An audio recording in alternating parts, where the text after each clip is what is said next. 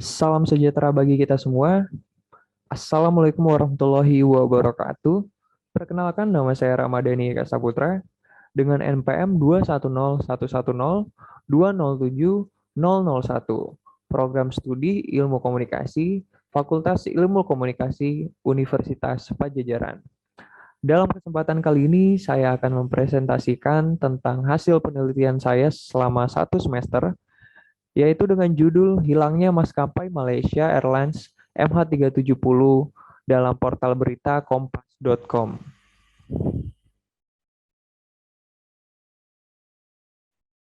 Lanjut, pada latar belakang, portal berita adalah sumber informasi utama tentang peristiwa dan masalah internasional maupun nasional. Dan portal berita juga membantu membangun persepsi dan evaluasi tentang negara, budaya, ideologi yang tidak dikenal untuk khalayak global. Selanjutnya, pada 8 Maret 2014, sekitar 1 jam setelah lepas landas dari Bandara Kuala Lumpur, penerbangan Malaysia Airlines MH370 menghilang secara radar. Dalam rilis portal berita, Malaysia Airlines mengkonfirmasi bahwa penerbangan tersebut membawa 239 penumpang dan awak dari 14 negara berbeda. Selain itu juga, dalam kecelakaan ini, Malaysia Airlines menggunakan pesawat dari perusahaan yang terkenal di Amerika Serikat, yaitu Boeing, dengan tipe Boeing 777 yang sudah sangat canggih. Selanjutnya, misteri MH370 memungkinkan penyelidikan unik ke dalam liputan portal berita tentang krisis karena banyak negara terlibat dan tidak ada kejelasan tentang apa yang terjadi pada penerbangan ini dan sampai saat ini tidak ditemukan. Dalam kasus ini terdapat juga selain krisis yaitu kepentingan nasional dan kewarganegaraan yang terdapat dalam kasus hilangnya MH370. Selanjutnya kita masuk ke kerangka teori framing. Analisis dari penelitian ini menggunakan teori framing, yaitu menyelidiki suatu peristiwa atau isu yang disajikan oleh portal berita. Tujuan dari penelitian ini yaitu untuk mengetahui hilangnya penerbangan MH370 dalam portal berita kompas.com untuk memberikan wawasan tentang pandangan portal berita dalam hilangnya Malaysia Airlines MH370, khususnya yang berkaitan dengan krisis, kepentingan nasional, dan kewarganegaraan. Dalam penelitian ini, peneliti menggunakan 3 research question dan hipotesis, yaitu research question pertama, bagaimana kejadian MH370 dalam portal berita terhadap atribusi dalam hal tanggung jawab, kepentingan manusia, ekonomi, dan moralitas.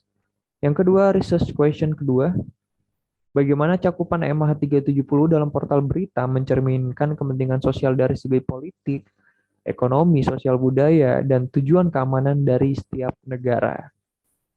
Research question yang ketiga, yaitu bagaimana cakupan MH370 dalam portal berita mencerminkan kepatuhan masing-masing negara terhadap hukum internasional maupun nasional, kerjasama dengan negara lain, dan perilaku etis.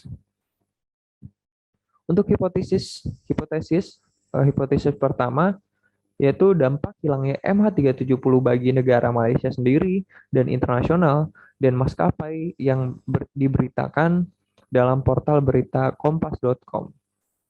Hipotesis kedua, dampak hilangnya MH370 bagi negara-negara yang terlibat saat pencarian dalam portal berita kompas.com. Hipotesis ketiga, dampak hilangnya Malaysia Airlines MH370 dari segi politik, ekonomi, dan kepentingan manusia dalam portal berita kompas.com. Selanjutnya, metode dalam penelitian ini menggunakan metode quantitative analysis content, yaitu metode ini digunakan untuk menganalisis teks, gambar, maupun audio visual.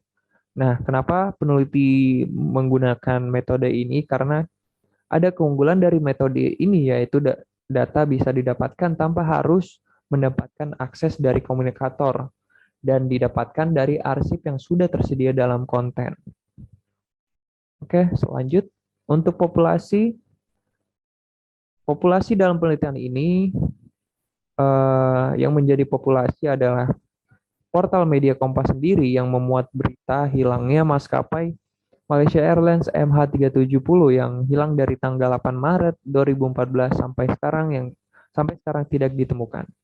Namun di penelitian ini, peneliti hanya mengambil populasi hilangnya maskapai Malaysia Airlines MH370 sebanyak 250 sampel berita dari portal berita kompas.com dan difilter lagi menggunakan rumus ukuran sampel menjadi 41 sampel berita. Kita masuk ke sampel. Sampel yang digunakan penelitian ini adalah total sampling. Sampling dalam penelitian ini adalah berita di kompas.com yang membahas hilangnya maskapai Malaysia Airlines MH370. Selanjutnya, uji integritas intercoder, yaitu Average Pairwise Person Agreement dan Krippendorff Alpha. Selain itu, ada rentang hasil reliabilitas yang didapatkan peneliti yaitu 0,808 sampai 0,827.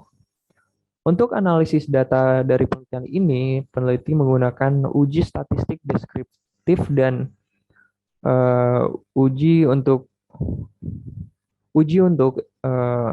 frekuensinya. Oke, kita lanjut. Hasil dan diskusi.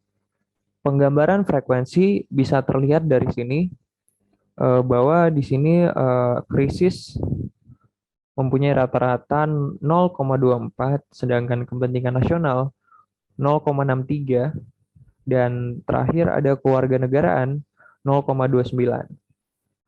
Dari range-nya bisa dilihat dari sini sama ya. Oke, kita lanjut.